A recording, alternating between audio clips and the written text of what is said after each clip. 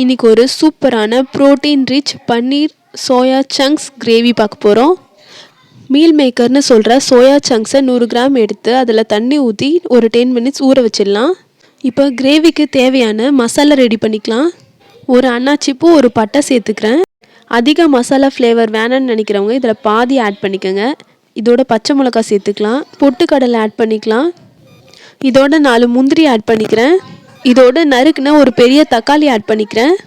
இப்போ அரைச்சி மசாலா பேஸ்ட்டாக எடுத்துக்கலாம். குக்கர் வச்சு தேவையான அளவுக்கு எண்ணெய் விட்டுக்கலாம்.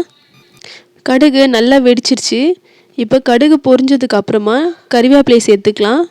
இதோட பொடியாக நறுக்குன வெங்காயத்தை சேர்த்துக்கலாம். சோயா சங்க்ஸும் பன்னீரும் வெயிட் லாஸ்க்கு ரொம்பவே ஹெல்ப் பண்ணுது. சோயா சங்க்ஸ் ஹார்ட் பேஷண்ட்ஸ்க்கும் ஹார்மோனல் இம்பேலன்ஸ் இருக்கவங்களுக்கும் ரொம்ப நல்லது.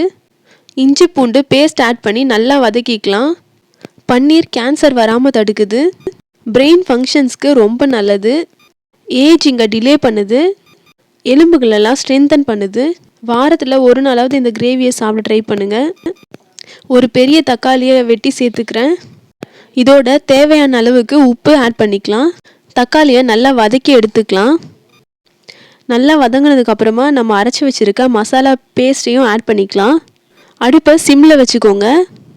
நம்ம மசாலாவில் கல்லை ஆட் பண்ணதுனால அடி பிடிக்கலாம், அதனால் சிம்மில் வச்சுக்கோங்க.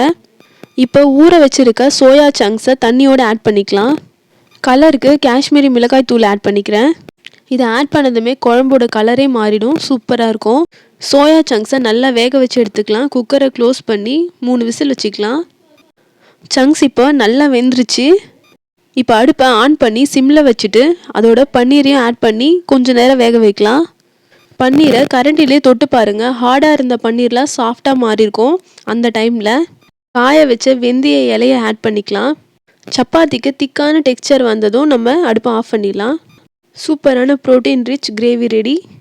என் வீடியோ உங்களுக்கு யூஸ்ஃபுல்லாக இருந்தால் சப்ஸ்கிரைப் பண்ணுங்கள். ஹெல்த்தியாக சாப்பிடுங்க, ஹாப்பியாக இருங்க. பாய், டேக் கேர்.